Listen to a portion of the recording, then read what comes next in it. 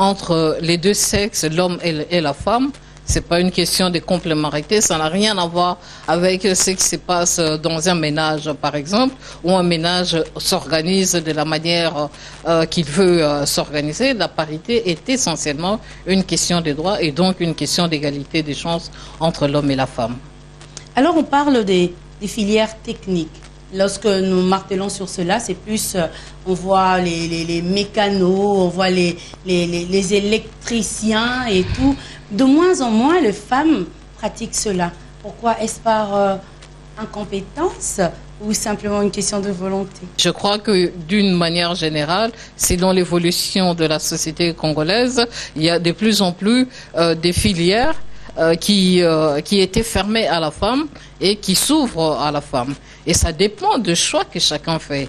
Je ne pense pas qu'il faut imposer parce qu'on parle parité, qu'on dit non, comme il y a autant de mécanos, il doit y avoir autant... Non, aussi. Non, madame, parité, c'est une question d'égalité des chances. 50-50, ça voudrait dire, vous travaillez à RTGA, vous êtes à la direction des informations.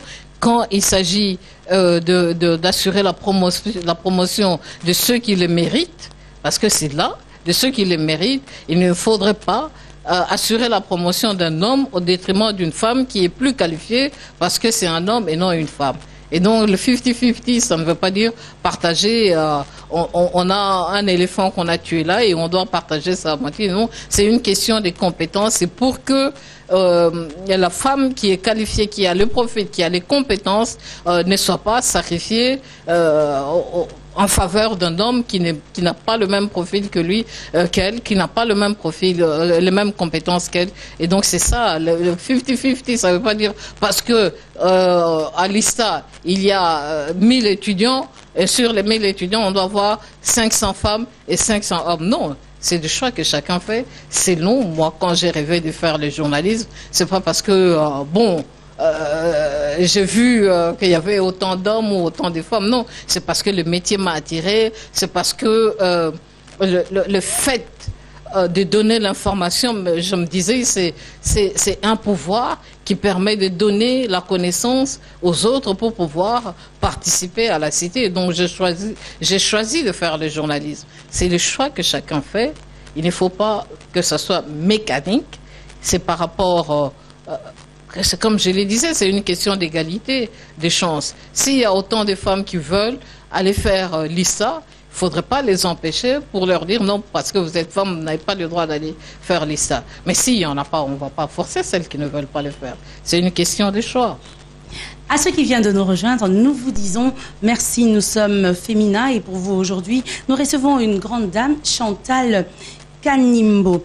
Alors Chantal Kanimbo, malgré tous les appels, les femmes, c'est vrai, on a essayé d'expliquer par rapport au choix de ces femmes dans le journalisme et autres, mais de moins en moins encore, on insiste dans l'armée. Pourquoi cette méfiance?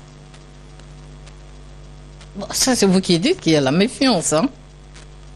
C'est peut-être qu'un métier qui n'attire pas les femmes. Oh là.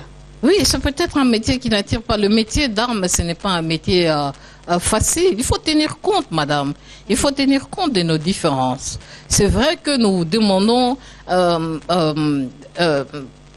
nous demandons l'égalité des chances entre l'homme et la femme, mais il faut tenir compte aussi des différences qu'il y a entre l'homme et la femme. Une femme, d'abord, c'est la nature a fait que ce soit la femme qui porte l'enfant. Ok? La nature a fait que ce soit la femme qui ait moins de force musculaire. Ok? Et c'est peut-être, il y a peut-être un certain nombre d'éléments qui font que, bon, les femmes disent, nous, on ne peut pas s'engager dans les métiers d'armes. Parce que c'est un métier à haut risque, c'est un métier qui vous envoie sur le champ des batailles, sur les champs de guerre. Et quand vous y allez, bon, vous pouvez être tué sur ces champs-là. Si autant d'hommes et de femmes y vont et qu'ils meurent, bon, il y a peut-être risque de ne pas perpétuer les clans, de ne pas perpétuer la lignée. C'est peut-être ça qui fait que la femme, bon, préfère ne pas s'engager sous les drapeaux, servir sous les drapeaux et servir le pays autrement que sous les drapeaux. Et donc moi, je me dis, il ne faudrait pas, comme ça, de manière mécanique, chercher à ce qu'il y ait 50 hommes, 50 femmes dans l'armée, 50 hommes, 50 femmes dans la police, 50 hommes, 50 femmes. Non, non, ça ne doit pas se faire comme ça. Et le choix des métiers, encore une fois, ça dépend de la liberté de chacun. C'est chacun qui choisit de manière tout à fait librement le secteur, le métier, la filière qu'il veut suivre pour s'assurer sa carrière professionnelle.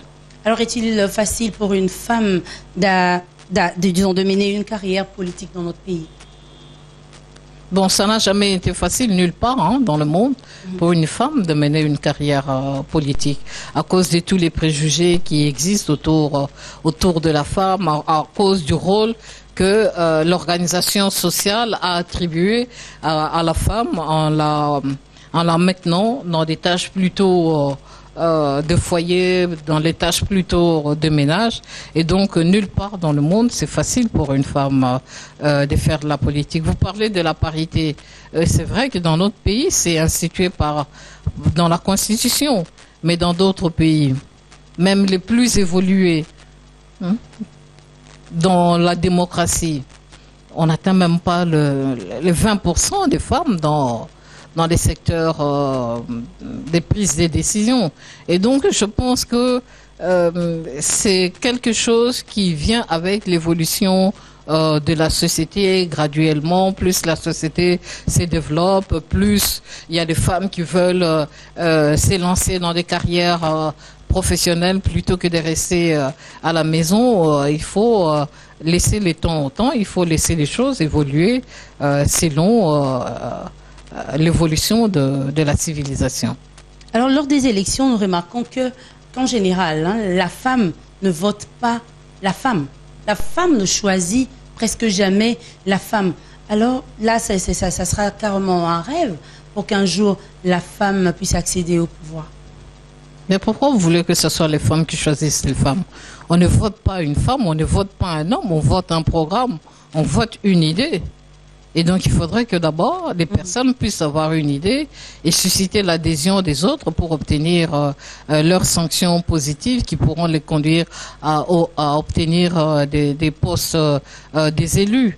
Et donc, moi, je considère que c'est une mauvaise perception que de penser, parce que souvent, j'entends, on dit on est 50% des femmes et donc on peut obtenir 50% des postes. Non. Le vote, c'est d'abord une question de choix, encore une fois, madame, et des libertés. Et donc, on ne vote pas une femme. Je ne pense pas qu'on vote un homme. On ne vote pas une femme. On vote une idée. Quand une personne a une idée, qu'il a réussi à obtenir l'adhésion d'un grand nombre, alors à ce moment-là, cette personne-là pourra être votée. Et donc, penser que les femmes ne votent pas les femmes, moi non plus, je ne voterai pas pour une femme. Si elle n'a aucun programme, elle n'a aucune idée qui m'intéresse, qui m'attire, pourquoi je vais voter pour une femme? Il faudrait que cette femme ait un programme, une idée qui m'intéresse, une vision. Et je me dis, je me retrouve dans cette vision-là. Je me retrouve dans les idées qu'elle a. Et en ce moment-là, je vais la choisir. Je ne vais pas la choisir parce qu'elle est tout simplement femme. Ça, je pense que c'est trop simpliste. Parlons de la vie commune. Aujourd'hui, nous voyons que les divorces prennent de la place dans la jeune génération. Qu'est-ce qui justifie cet état de choses? Madame, moi, je n'ai aucune statistique. Je n'ai aucune statistique qui dit qu'il y a beaucoup de divorces. Vous, peut-être, vous les avez dans la jeune génération. Écoutez, le mariage, c'est un contrat. Hein? Un contrat. Oui, un contrat, il peut y arriver à un moment où les termes ne rencontrent plus ce que vous attendez et vous décidez de mettre un terme à ces contrats. Et donc, c'est vrai que ce n'est pas bon pour la famille parce que le divorce, ça casse la famille. Il faudrait trouver les mécanismes et je crois qu'ici chez nous en Afrique on a encore cette possibilité-là de dialoguer au niveau de la famille. La famille encadre encore le couple pour éviter justement les divorces, mais le mariage c'est un contrat comme un autre contrat qui peut être terminé si vous estimez que bon les termes ne vous arrangent pas. Mais moi, je ne sais pas si effectivement, aujourd'hui, on parle plus des divorces. Je n'ai pas les statistiques qu'il y a 10 ans, qu'il y a 20 ans, mais je considère que le mariage, c'est un contrat. En tout cas, nous allons terminer avec cette question en parlant du viol. Aujourd'hui, toujours, nous parlons de cette femme qui est victime des violences. On en parle, entre guillemets, surtout des violences sexuelles. Comment faire pour que cette femme puisse reprendre sa dignité? Mettre d'abord un terme au conflit, à toutes les guerres qui s'opèrent, qui sont dans cette partie du pays. C'est la seule manière qu'on pourra mettre un terme aux viols qui sont pratiqués dans cette partie du pays. Bon, il y a les viols, d'autres viols qui existent dans d'autres parties du pays.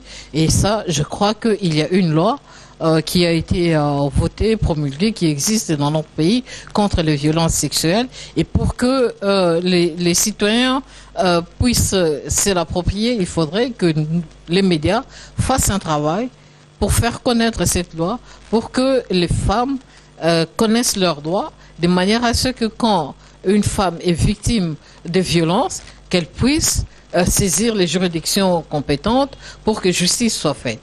En ce qui concerne la partie Est dans notre pays, pour en mettre un terme à cela, il faut mettre fin à la guerre, il faut restaurer la paix. Alors en ce moment-là, la femme qui vit dans cette partie du pays pourra retrouver la paix et ne sera plus victime de ces genres d'agressions. Merci d'avoir répondu positivement à cette invitation. C'est moi qui vous remercie. Vous nous avez choisi, nous vous disons merci, c'est tout pour Femina aujourd'hui.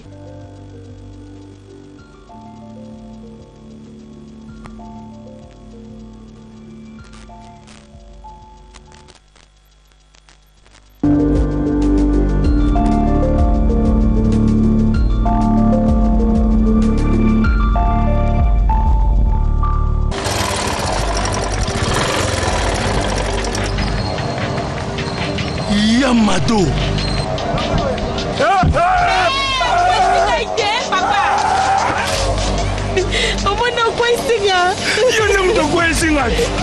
Yamado. Naba moto ba chinois et où me la raté. Na yoki bilo, izali likambuya chinois te. Izalingbe likambuya qualité. Somba moto ke wazeki. Première qualité, yaba moto. Masa. Keweseki.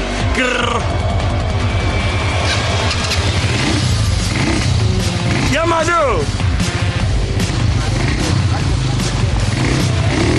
Qualité. Machinal. Otantina tina cho. Chocha. Namambanguba. Mon papa, 3 makolo besoin même charge nyonso batayo moko penza. Ozanga mbutena nzela. Bien les boy, c'est la capacité de remettre 300 kilos. Qui wezeke. Souka na moto. Pomema. Bon choc de coûter une boule en tira. Moto qui wezeke. Ils ont première qualité à moto. Nioso, ils ont bien organisé. Dans la base. Na moto qui wezeke. D'où les pèse aller.